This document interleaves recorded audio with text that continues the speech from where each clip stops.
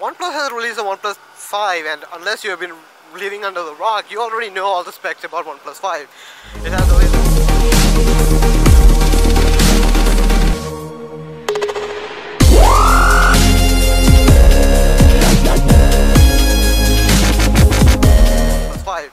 It has the latest processor, which is A35, which is amazing. I feel that is a very good improvement over the A20, which I have, and over the A21, which the other ones have. It has a dual camera setup, which I honestly never cared about. I mean, it's nice to have a little bit of extra functionality, but as soon as you get a custom ROM on it, I mean, every phone which I have has a custom ROM on it, because I just don't like the mediocrity of the stock ROMs. So that is the thing. As soon as you get a custom ROM on it, I mean, all those dual camera functionality kind of doesn't make up. You have issues with it, doesn't work the way you want it, all that. So yeah, I don't really care about that. Battery is still 3400, or I guess a little less, 3300 or something like that. Anyways, battery is still better.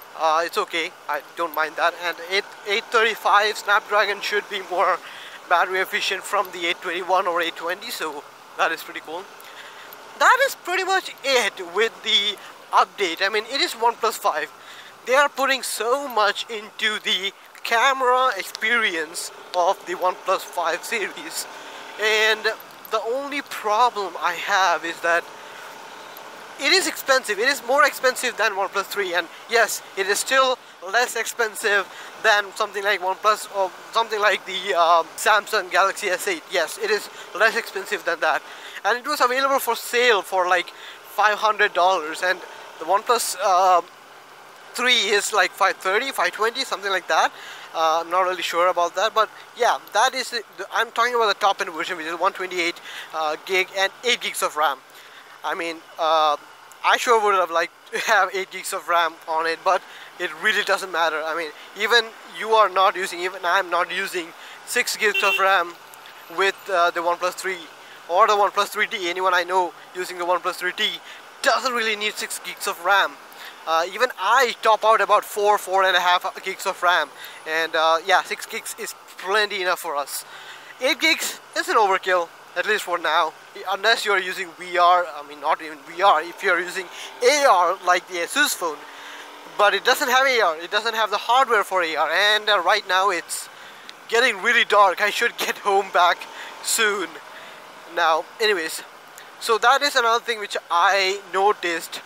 8 gigs of RAM might be a waste right now, because in the future, yeah, there may be applications which you need 8 gigs of RAM with, but then, I mean, processors would also have evolved to a point where that can take care of that kind of horsepower. So I'm not really sure about 8 gigs of RAM in here.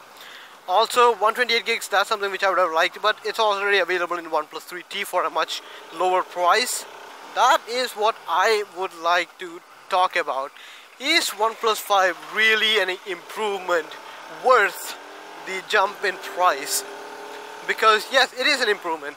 Of course it's an improvement. It is a 5 after all. I mean, the last version was a 3 and a 3T, which is actually 4. So yes, it is an improvement. But is it an improvement worth the extra money? Now, for that money, I expect at least an SD card reader. I mean, I like to use an SD card reader, because, okay, even if you get the 128 gig version, it is going to fill up fast. And I mean really, really fast. It's gonna fill up. Because previously, devices had like 16 gigs of RAM, and people thought that was enough. But then, well, data became much bigger. People started having better plans, data plans. People started using it as a cache device. People started storing movies on it, storing high quality FLAC audio files, which is 20, 25, even 100 megs one song, and you don't get enough data with 128 enough, just 128.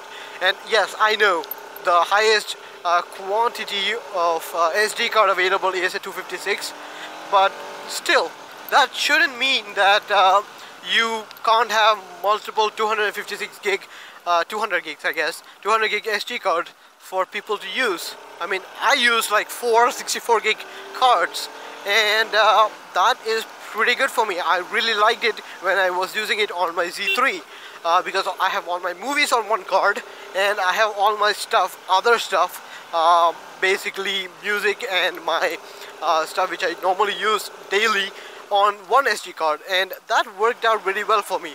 The problem, I know most of you are going to say that you can get a USB OTG cable and have a good time with that, but I mean, with OTG cable you lose the functionality to charge it along the time you use it, so that is pretty bad. I always like this place because it makes me calm.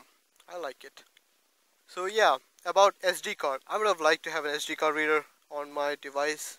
Right now it's not going to be my device. I'm not going to buy a OnePlus 5, at least not in the near future. If I get one for a really good discount as a second-hand option, I might try it, but as of now, OnePlus 3 does everything I want to do. I want it to do.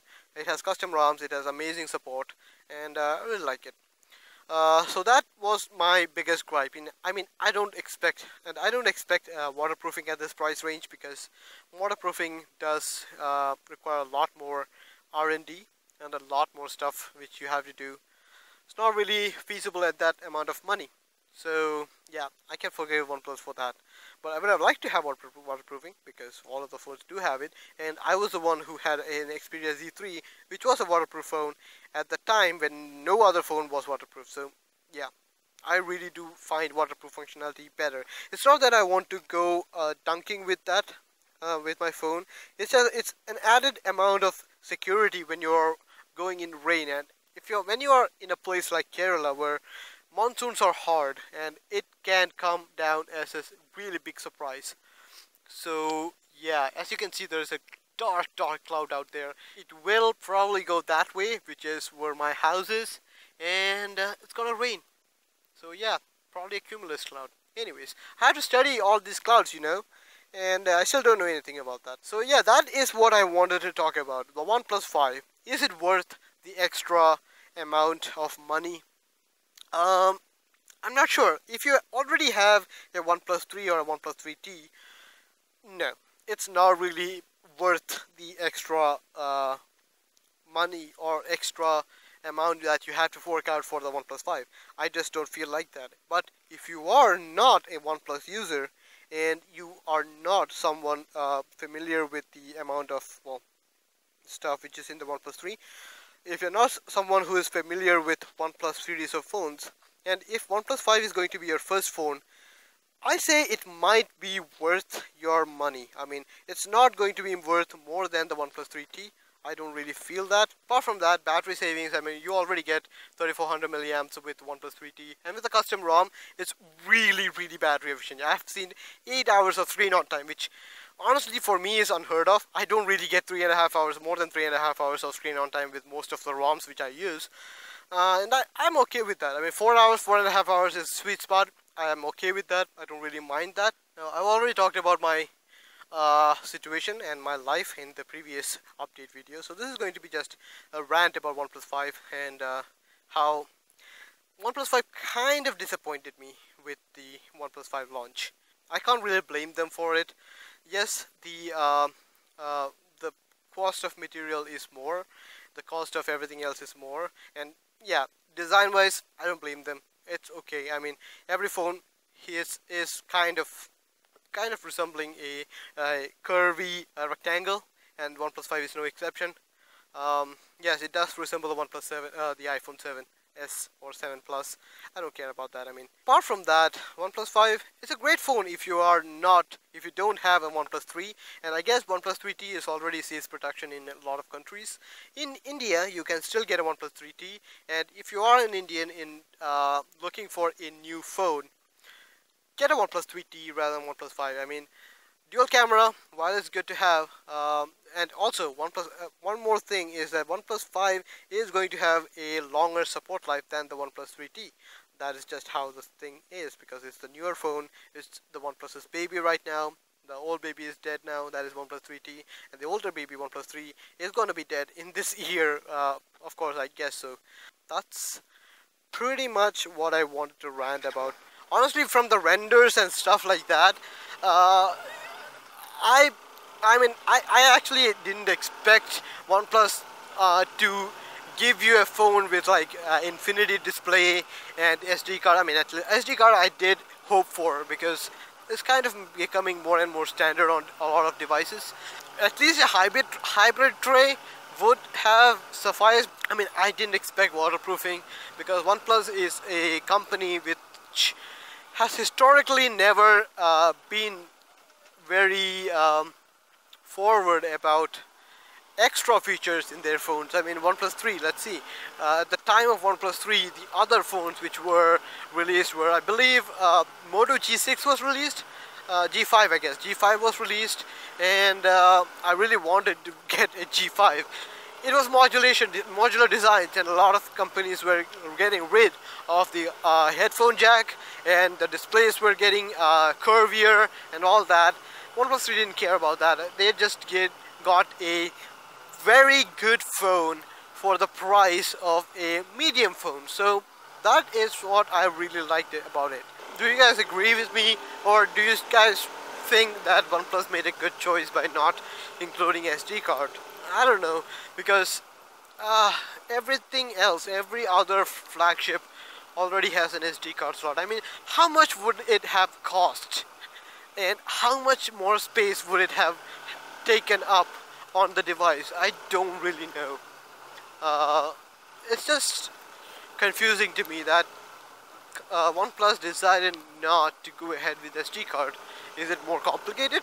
Probably yes, but still, it would have made a better standing choice, at least for me, when it comes to my next phone. But again, I'm not going to buy a phone, at least not this year.